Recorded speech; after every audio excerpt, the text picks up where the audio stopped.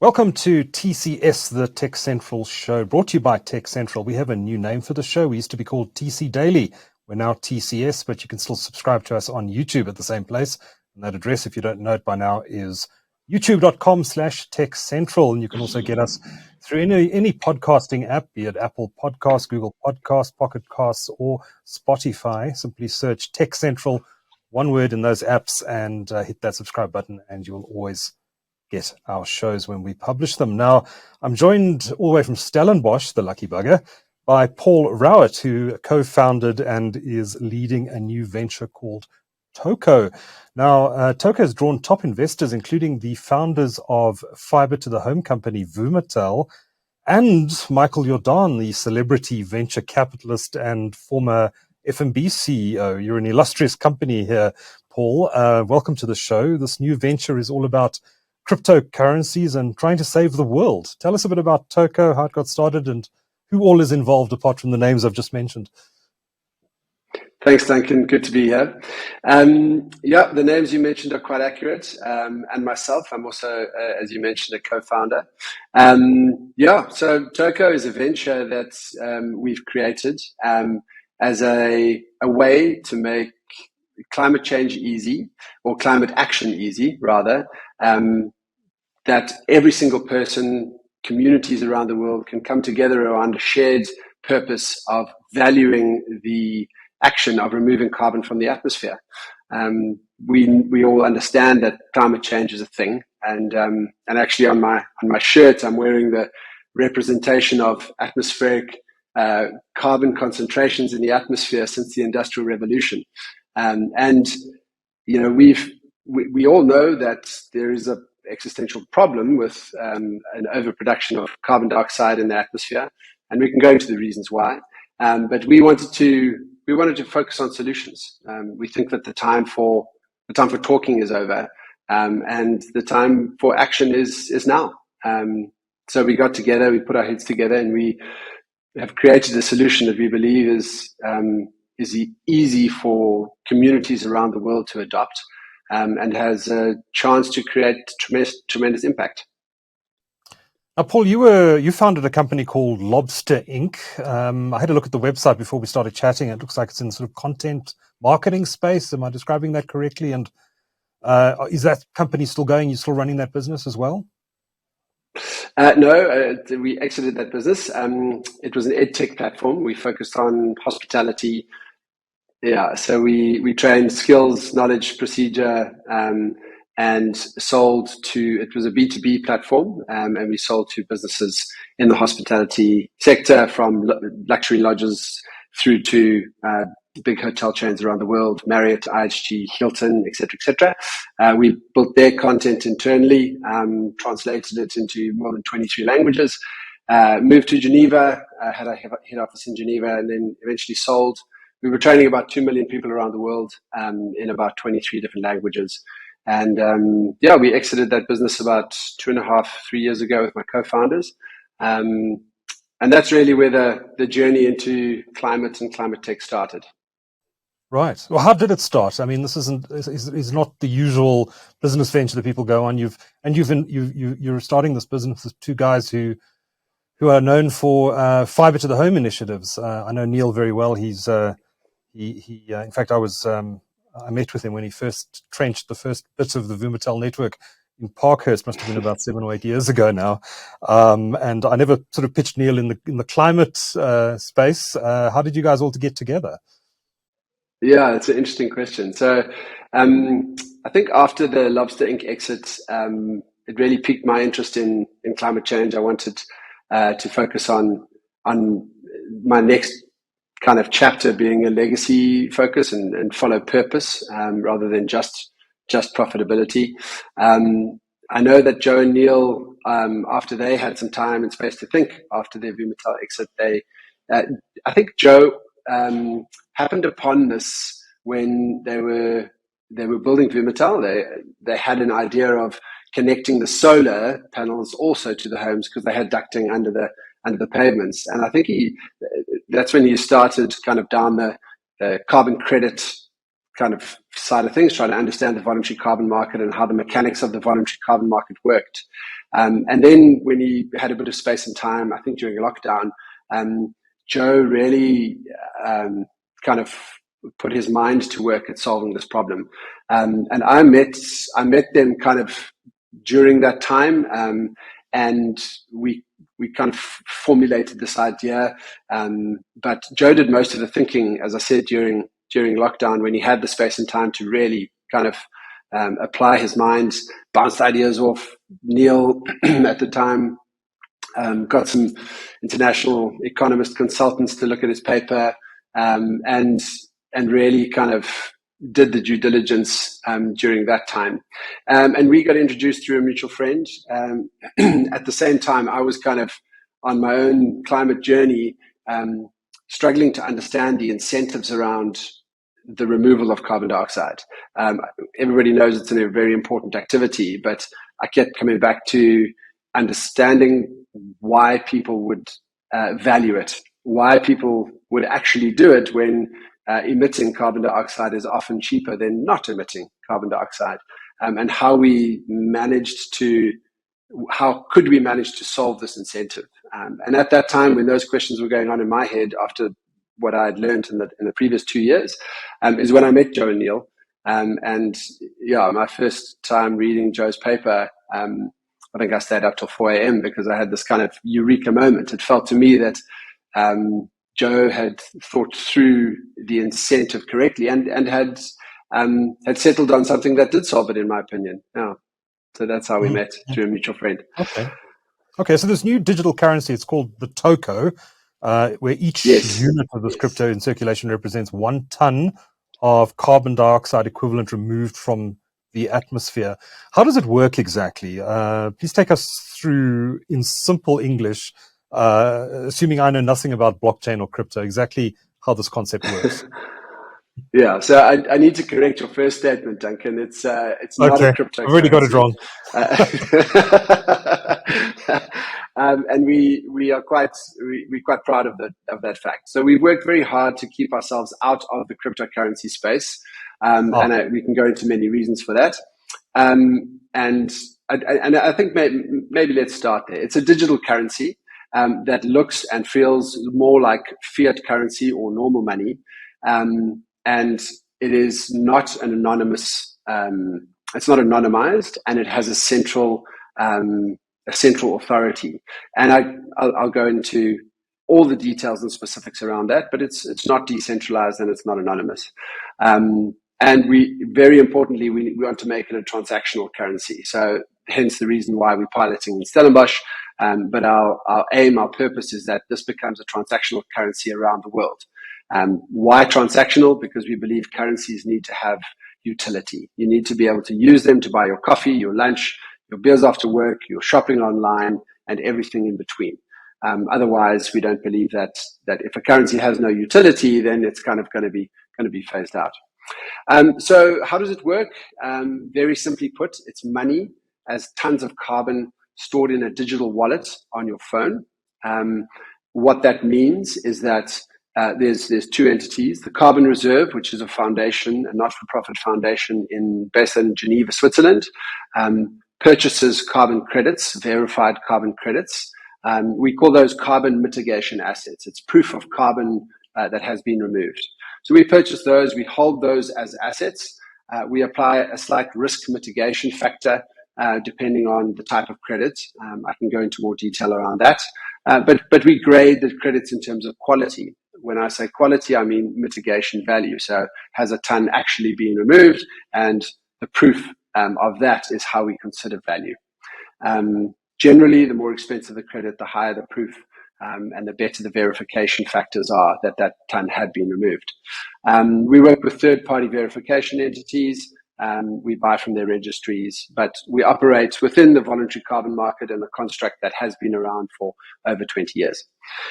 So we buy those assets, and then we create currency in the equivalent ratio to the assets that we hold. So each toco in circulation is equivalent to 1 ton of carbon that has been removed from the atmosphere.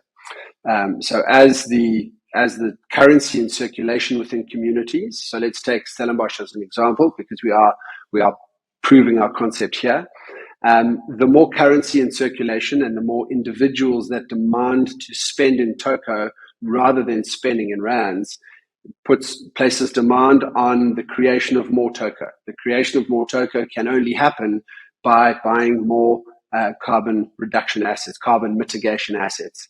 This places demand firmly on the activity of removing carbon dioxide from the atmosphere.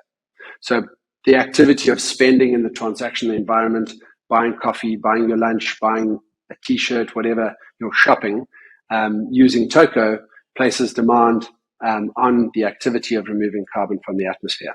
And in that way, we enable communities to create change just by harnessing the power of their daily activities. I think you're going to need to dumb it down for me slightly more, Paul, because I'm not quite sure I'm getting exactly how I, as a consumer who buys this digital currency, am helping the planet. What exactly? Let's say I go onto the app and I purchase 100 Toco and I use those to buy my morning coffee. How am I benefiting the planet in that process? Yeah, no, that's a great question. So I'm going to use an example of the general person in South Africa's carbon footprint. So by living in South Africa, on average, it's between 7 and 10 tons that we as individuals, through living our normal daily lives, emit. And if you had to buy your lunch today with 180 Rand, or you could take that 180 Rand and buy one Toco, because that is the exchange rate, and you buy your lunch with one Toco, you've essentially created demand on the removal of 1 ton of carbon. So that's that removal, that proof, and the underlying asset of that could be a forest in Madagascar, it could be removed in South America, it could be removed in South Africa. Any activity that removes carbon dioxide, we will purchase that asset and we will hold that asset as a result of creating that Toco that you've just demanded. By paying for your lunch in Toco, you've essentially created the removal for that ton, and in your term, your 10 tons of carbon a year that you emit, you've essentially removed one of those tons because you've added that Toco into circulation. And if you do that 10 times throughout a month, you could offset your entire year's worth of carbon emissions individually just by buying your lunch for a month, for example. Now, there's a very important message I must say there in terms of offsetting and carbon neutrality. You are creating demand for the removal of carbon dioxide. That asset is held in the carbon reserve, but it is not retired, which is technical speak in the kind of the climate and carbon world. But it is important to kind of call that out while I explain this. You, as the consumer or the user of Toco, can you determine what initiatives are used to reduce your carbon emissions? Is there that level of granularity available? No. So the carbon reserve makes those decisions, and the important thing about the carbon portfolio or the CMA portfolio, carbon mitigation asset portfolio, is that it's a range of activities. So there are roughly about 170 different types of carbon credits now, and in the voluntary carbon market, there's about 700 million tons of carbon that goes around the voluntary carbon markets that is traded on an annual basis. And there are varying qualities, varying range of assets from agricultural to geological to technological, ocean-based carbon credits. So it is the carbon reserve's responsibility to purchase the highest quality assets possible at the right price, and to make sure that that mitigation value is of utmost importance. So, while we want to invite citizens of the world to participate in the voluntary carbon market, it is quite a daunting market to understand and kind of purchase the right, knowing what assets to buy, the right kind of assets to buy, is actually it's quite a complex field. So we've got experts who work in the carbon reserve who make those decisions by buying the right assets, risk rating them correctly. So we actually hold more assets than token in circulation because of that risk mitigation factor. Right. So consumers who are interested in, why would a consumer want to use Toco beyond saving the planet? Obviously, there will be many consumers that are interested in doing that because of the benefits you get to the planet. Is there any other particular reason, economic incentive, why I should use Toco? Yeah, I mean, I guess there's many economic incentives why you should use Toco, but I guess the primary purpose here is that you're essentially doing a really good thing. By just going about your daily activities, you're creating demand for significantly more than your carbon footprint. The other economic activities or benefits is saving in Toco is essentially holding a piece of environmental wealth. You are holding tons of carbon on your personal balance sheet. Companies can also hold tons of carbon on their balance sheets and hold it as a current asset, potentially against emissions that they are emitting through their business activities and daily lives. But it also could be an investment, as we will see in our future. I guess the demand for carbon removal, we could see that increasing as we continue to emit and temperatures continue to rise. The demand for the activity of removing carbon dioxide, we could see a case for that demand increasing. So by holding Toco, you could potentially see a gain in the price of Toco, but it's a currency, so that the exchange rate will go up and down with supply and demand changes, I guess. I guess it's difficult to comment on the inflationary benefits with holding Toco versus some of the other currencies, because it's we still are at the start of our journey, but we do see it as a kind of an anti-inflationary move. Okay, I was going to ask how the foreign exchange rate is determined for Toco. You say it's a free floating currency and its price will be determined by its users. Yeah, well, the price is determined by the cost of the underlying asset. So the assets we purchase and the risk rating that we apply does affect that's the majority driver of the price of Toco. One thing to understand is the purpose of Toco is to expand the voluntary carbon market and expand the activity of removing carbon dioxide from the atmosphere. Ultimately, if we increase the demand side of that marketplace, we could see a case where, or we expect to see a case where the price of a carbon credit starts to increase. That will mean that there will be more market participants coming into the voluntary carbon market and expanding that marketplace. Ultimately, we would love to see a gold rush on removing carbon from the atmosphere, where mining the atmosphere becomes a very valuable activity. If we think about normal currency being backed by gold and the demand that we saw on that, in gold mining, and then a more recent example like Bitcoin, the mining a cryptographic code to extract value, where your elements of scarcity is computing power and electricity.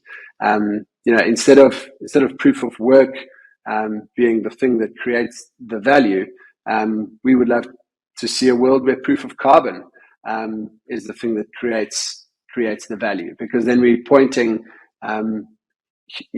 huge humanity's energy and innovation and investment in the right area, which is ultimately the reduction of carbon dioxide from the atmosphere, and ultimately the underlying asset of that is normally the natural world, natural resources.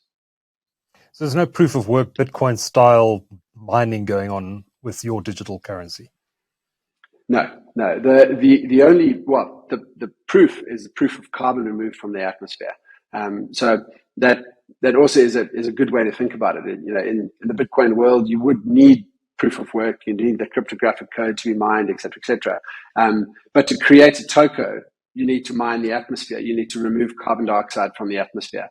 Now, as an example, farmers, can change their farming practices. They can embrace soil carbon sequestration through regenerative agriculture. But that takes time, investment, planning, change in strategy. And ultimately, at a price of between $5 to $8 to $10 a ton, depending on the quality, a ton of carbon removed, that isn't always enough to make that investment necessary. But as that price starts to increase according to the demand, you could see a world where more and more farmers start to embrace it because it's now a financially viable thing to do. I mentioned earlier around the incentive, and I guess this speaks to the heart of what Toco is about, is trying to create an economically viable and valuable activity out of the removal of carbon dioxide, because you can sell it on a marketplace where the price is rising.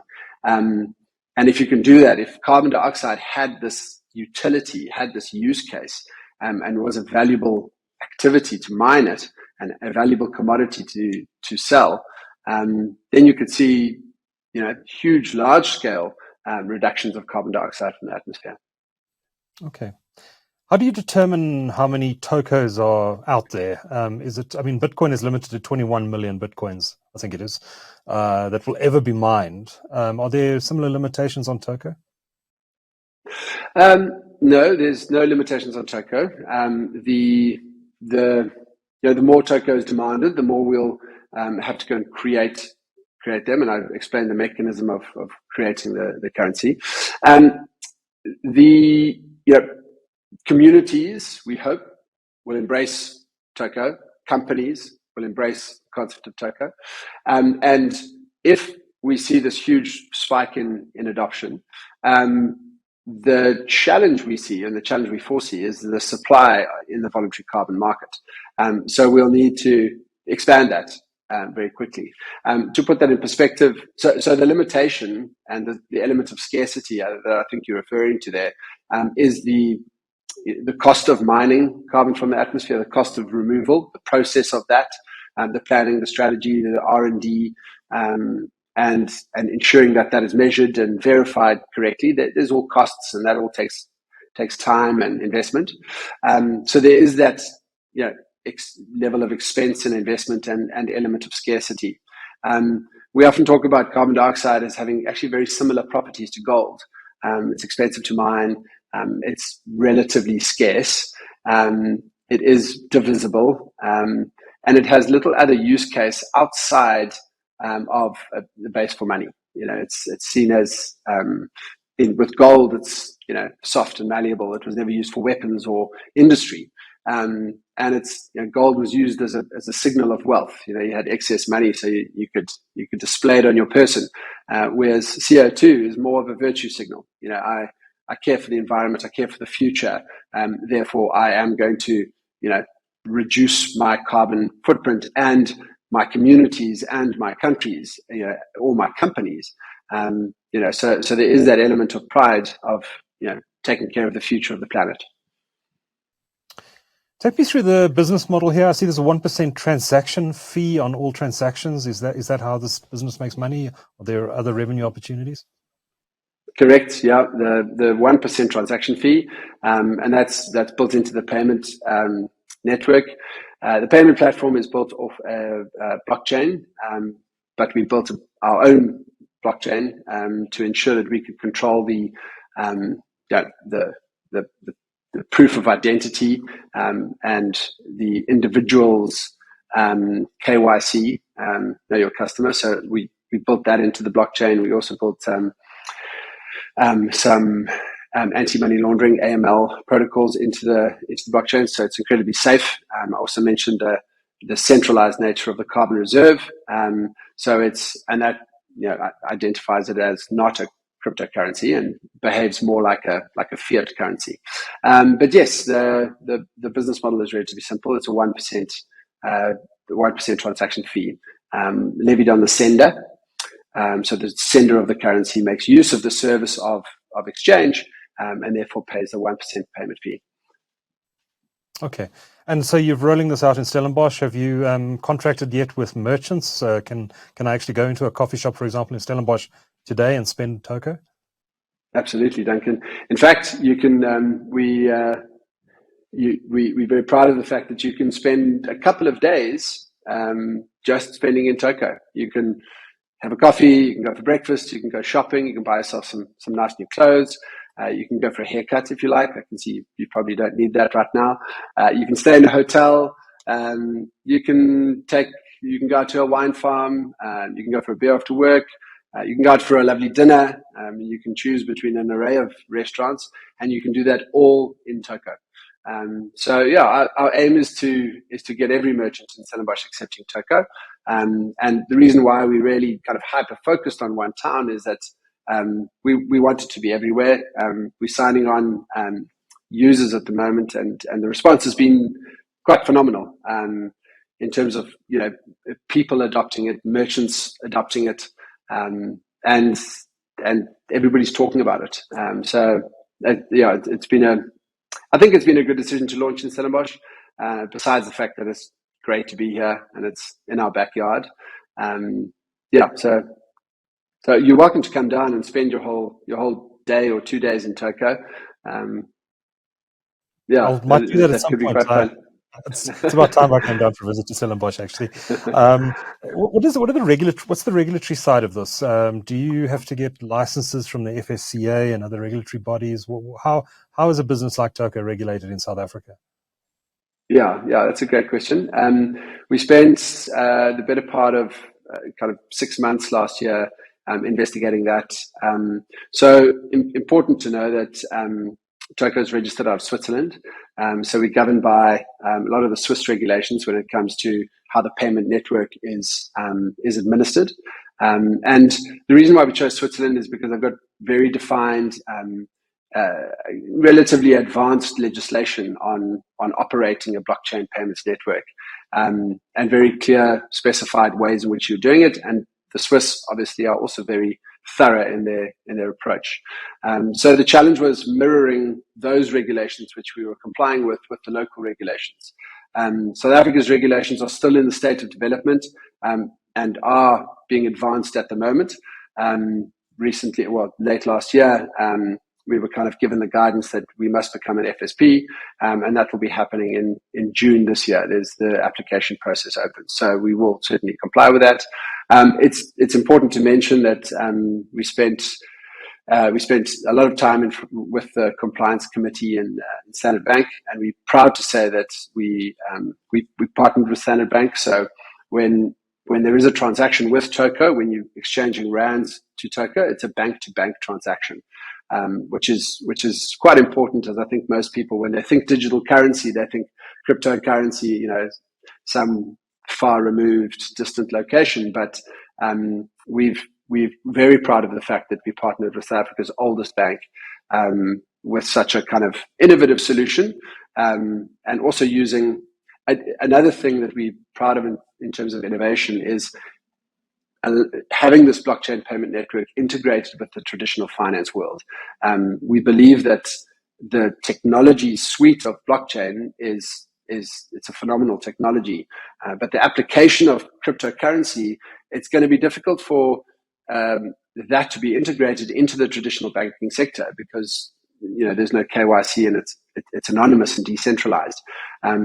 So we believe that blockchain technology exists, but we're just changing the application so that it's safer. It lives within the traditional banking sector and has safety and security of the Toco community at heart and as number one priority.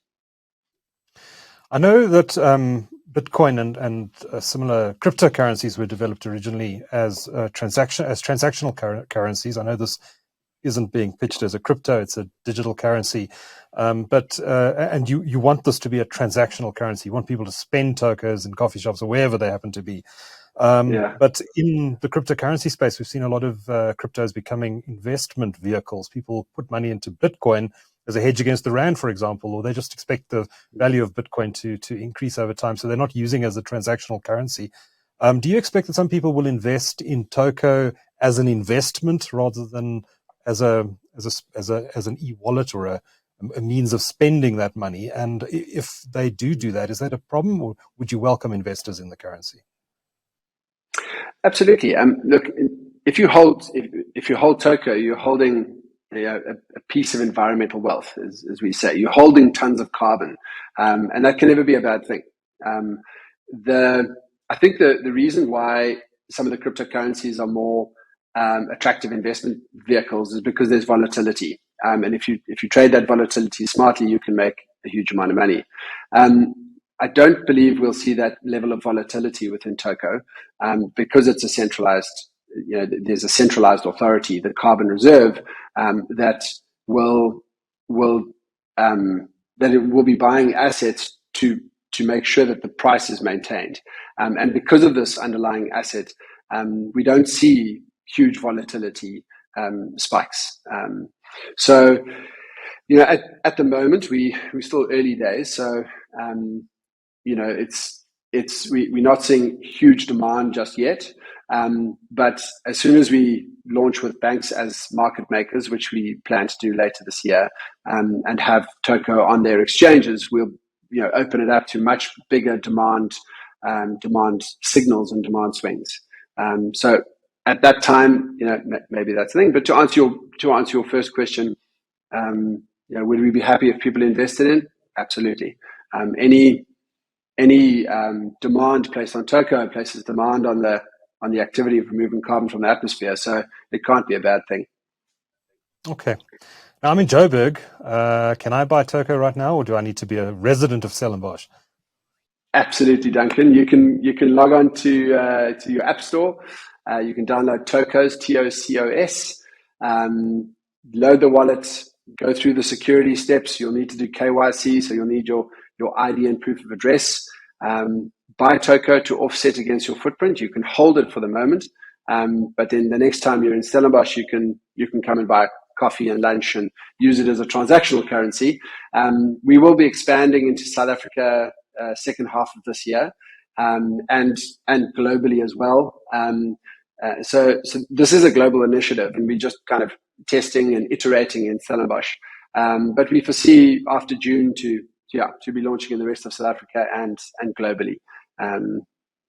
Probably San Francisco. Sorry, Paul. When you launch globally, will you launch the whole world at once, or will you go after targeted markets?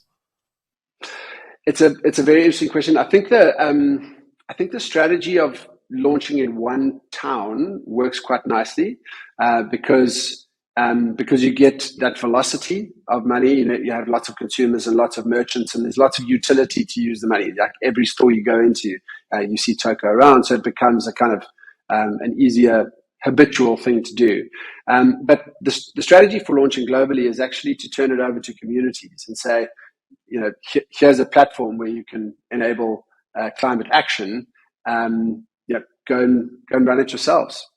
So if somebody in Johannesburg feels passionate and strongly about climate change, they can. We'll give them the tools and abilities to launch it in their own communities, whenever and wherever they want. Just take me through the process of spending Toco. I keep mentioning a coffee shop, so let's continue with that analogy. I've had my coffee and I'm now ready to pay. What do I do? Do I open up the Toco app and scan something, or how does it work exactly? Yeah, we've tried to make it as simple as possible. So you open up the Toco app, you scan a QR code. It's a circular QR code that's standing on the counter normally, or on the till slip, or in the bill folder. So we're experimenting with new ways of that payment interface, but at the moment it's a QR code payment system. Okay. So it works like any of the other digital wallet QR code payment systems. Importantly, though, the Toco is the payment network that actually sits behind the digital wallet. We launched the digital wallet in Stellenbosch to test and trial and see how people use it. But I think the long-term strategy is to link in with all the other digital wallets so that you can pay in Toco on any digital wallet, Apple Pay or any of the other digital wallets that people choose. And when you make a payment, this is all happening in real time on the blockchain that you built. Correct. So each block, the blockchain produces a block in about 6 seconds.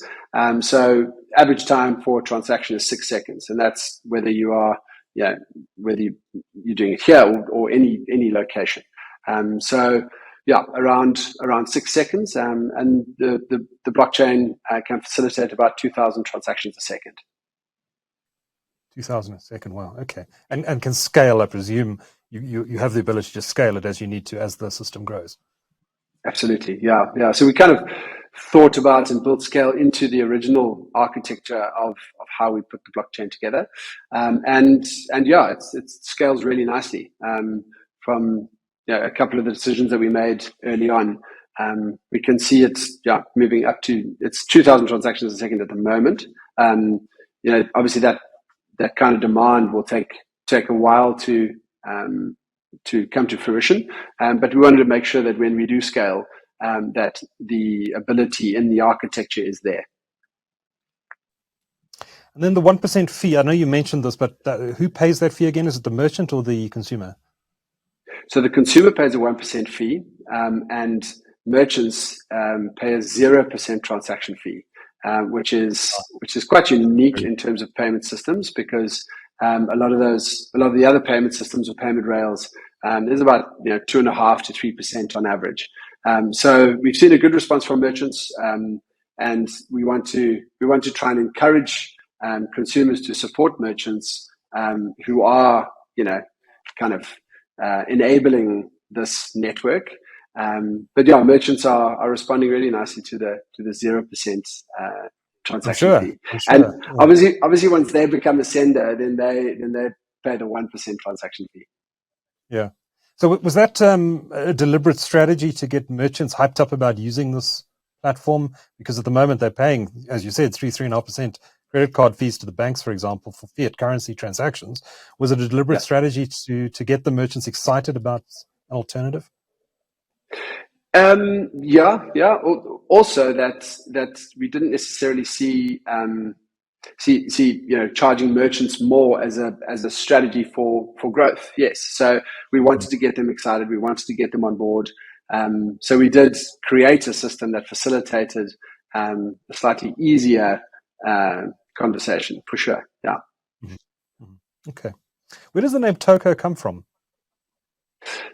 Ton of carbon offset. So the molecular structure of carbon dioxide is C with 2 O's, 1 carbon, 2 oxygens.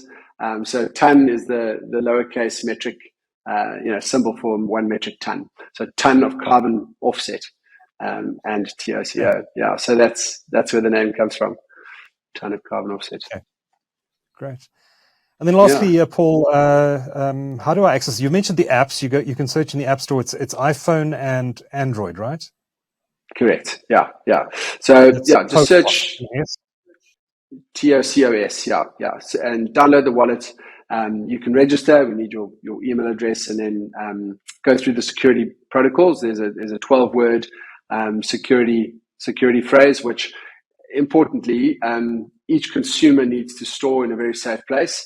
And that is your access to your wallet. So nobody else has access to that. If that's lost, then that money you need to keep that to access that. It's not like one of these custodial platforms that we keep a version of your codes. It's important that each individual holds access to their wallet themselves. And then there's, as I said, ID, proof of address.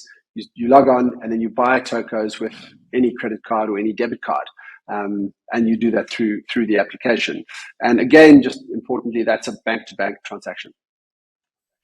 So just to understand that, Paul, what you're saying now is you're keeping, as the consumer, as the user of the service who has purchased Toco, you're keeping the cryptographic keys. Am I expressing that correctly, in your wallet? Yes, and you don't keep security those cryptographic keys. like an exchange Correct. would, like a crypto exchange would. So it's up to you as the individual to take responsibility for securing your own wallet. 100%.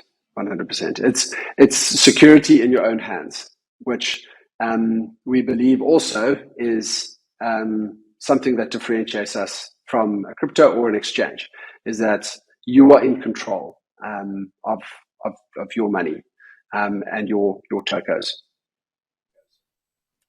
And can you buy tokos only through the apps, or do you need to? Can you do it through the web as well? Do you have a website where people can interact and transact?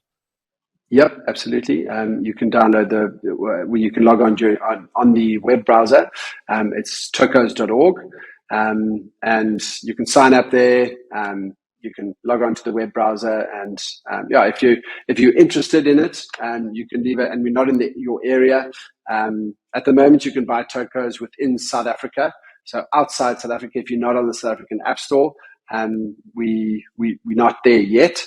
So you can just leave us a note, tell us you're interested, and we'll get to your region or area as soon as we can. But at the moment, anyone in South Africa can download Tocos and Tocos wallet and buy and hold Tocos. Yeah. And do you expect at some point? I know that you've said this is not a cryptocurrency, but do you expect at some point that Tocos will be tradable on cryptocurrency exchanges? No, I don't think so. I think the strategy that we are moving towards is certainly away from crypto space, more and to be function more like a fiat currency. So we would prefer to be traded on banks exchanges with other forex trades.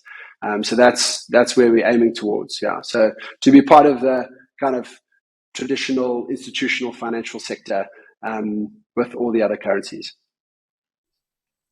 Great. Well, it sounds like a great initiative. I'm going to go and buy a few Tocos now and check it out. Paul Rowett is CEO of Toco. Thanks so much for taking the time, and best of luck with the new venture. Thanks so much, Duncan. I appreciate your time.